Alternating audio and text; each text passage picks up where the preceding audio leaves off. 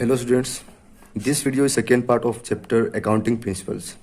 In first part, we had discussed about what is accounting principles, their features, objectives and also about various accounting concepts. हमने 3 accounting concepts को जाना था which are going concern concept, consistency concept and actual concept of accounting. अगर आपने हमारे first part के video को नहीं देखा है तो उससे पहले ज़रूर देखें. उस वीडियो के लिंक को मैंने डिस्क्रिप्शन में ऐड कर दिया है या आप ऊपर के आई बटन को क्लिक करके भी उस वीडियो को देख सकते हैं.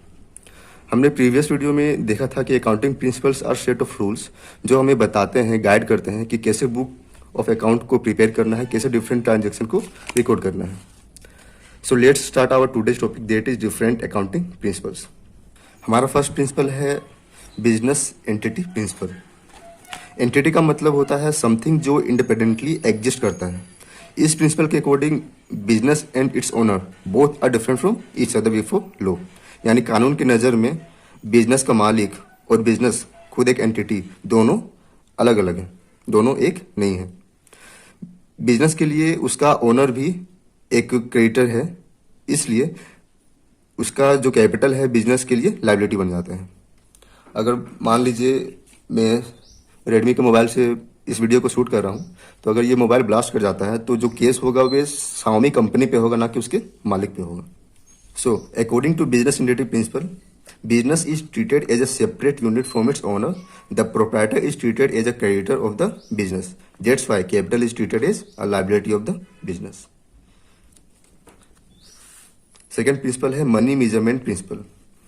इसके अकॉर्डिंग हम उन्हीं ट्रांजैक्शन को अपने बुक्स में रिकॉर्ड करते हैं जो मॉनेटरी टर्म में एक्सप्रेस किए जा सकते हैं. Only those transaction which can be expressed in terms of money can be recorded in the books of account. जितने भी इमोशनल है या ऐसे इवेंट है जो मॉनेटरी टर्म में रिकॉर्ड नहीं हो सकते हैं, उसको हम लोग कंसिडर नहीं करते हैं. फॉर एग्जाम्पल, अगर 2 एम्प्लॉय में फाइट हो जाता है इनसाइड द कंपनी और दोनों लड़ते हैं और दोनों को चोट लगता है, तो उससे भी कंपनी को ही लॉस है. लेकिन चूंकि वो मॉनेटरी टर्म में एक्सप्रेस नहीं किया जा सकता, इसलिए उसको रिकॉर्ड नहीं करेंगे. बट अगर दोनों फाइट करते समय अगर बिजनेस के किसी मशीनरी को लॉस पहुंचा देते हैं, तो जो भी लॉस मशीनरी में होगा उसको हम लोग एज ए ट्रांजेक्शन कंसिडर करेंगे और उसको हम लोग बुक्स ऑफ अकाउंट में रिकॉर्ड करेंगे. थर्ड प्रिंसिपल है matching principle. It states that the expense incurred by the business must be charge to the revenue in the accounting period. इसके according एक अकाउंटिंग पीरियड में जितने भी रेवेन्यू हम लोग को रिसीव हुए हैं और जितने भी एक्सपेंस हम लोग ने खर्च किए हैं फॉर अर्निंग डेट रेवेन्यू, वे दोनों को मैच करना चाहिए. मतलब जितने भी रेवेन्यू है उसमें से जितने भी एक्सपेंस है उनको माइनस करके ही हम एक्चुअल प्रॉफिट को कैलकुलेट कर सकते हैं. इसलिए on this basis outstanding expenses are shown in the profit and loss account though not paid in cash. For example, अगर हम लोग ने बिजनेस में कोई ऐसा एक्सपेंस है जो हम लोग को पेमेंट करना था लेकिन पेमेंट नहीं किए हुए आउटस्टैंड रह गया, तो अभी हम लोग रिकॉर्ड करते हैं क्योंकि वे पर्टिकुलर अकाउंटिंग पीरियड से ही बिलोंग करता है, भले ही हम लोगों ने उसका पेमेंट किया हो चाहे नहीं किया हो. फोर्थ प्रिंसिपल है अकाउंटिंग पीरियड प्रिंसिपल.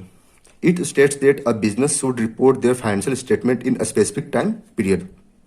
मतलब हम लोग को अपना जो फाइनेंशियल स्टेटमेंट है वे सबमिट करना पड़ता है, रिपोर्ट करना पड़ता है इन अ स्पेसिफिक टाइम पीरियड. या तो वे क्वार्टरली हो सकता है, हाफ ईयरली हो सकता है या एनुअली हो सकता है. But in general financial year को ही हम लोग अकाउंटिंग पीरियड कंसीडर करते हैं. That is from 1 April to 31 March.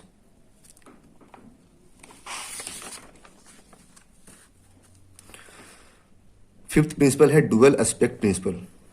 Dual aspect principle में एक इक्वेशन बनता है which is assets is equal to liabilities plus capital. According to this principle every transaction affects at least 2 account. यानी जितने भी transaction record होते हैं उनकी एटलीस्ट 2 इफेक्ट होते हैं 2 अकाउंट में. If one is debited other must be credited. अगर एक डेबिट हो रहा है तो दूसरा क्रेडिट होना कंपलसरी है. This two sides of the balance sheet are always equal.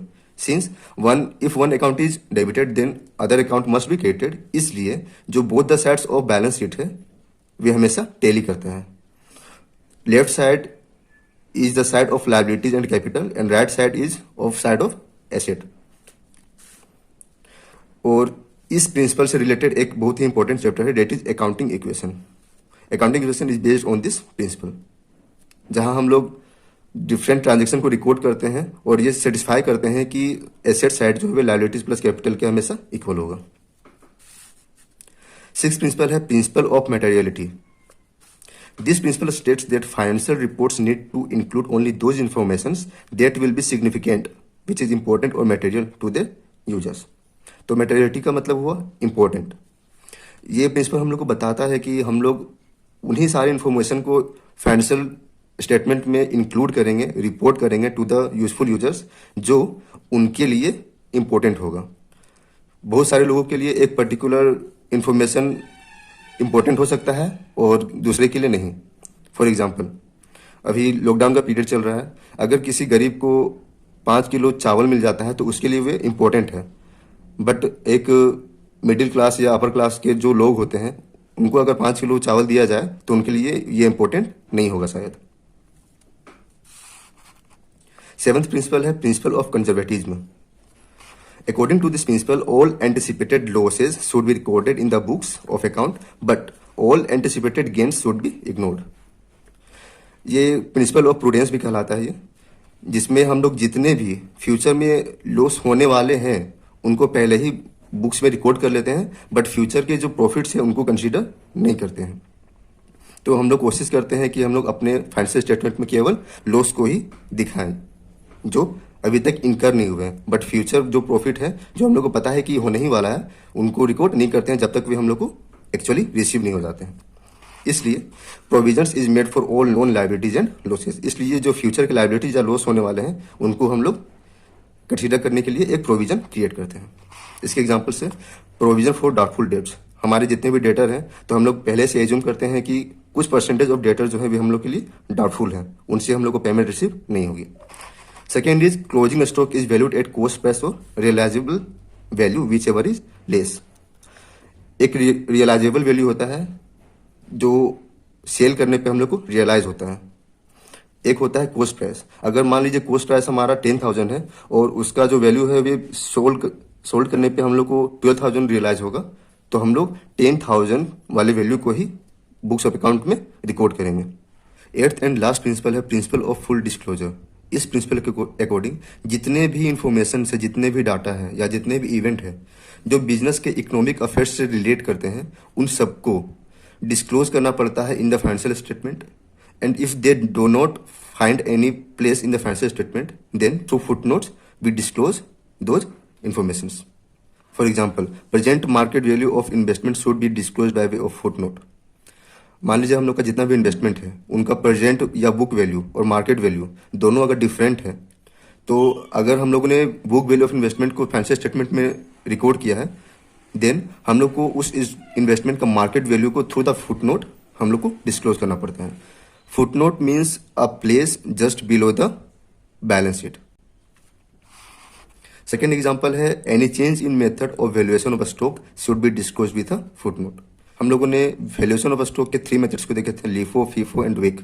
Any change in method of valuation of a stock should be disclosed with a footnote.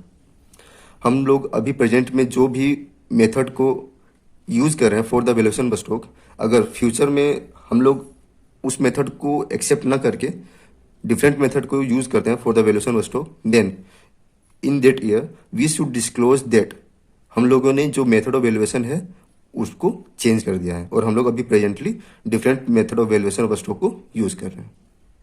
So students, आज हमारा third chapter that is accounting principles and accounting concepts complete होता है। I hope आप लोगों को इस chapter में in depth knowledge हो गया होगा।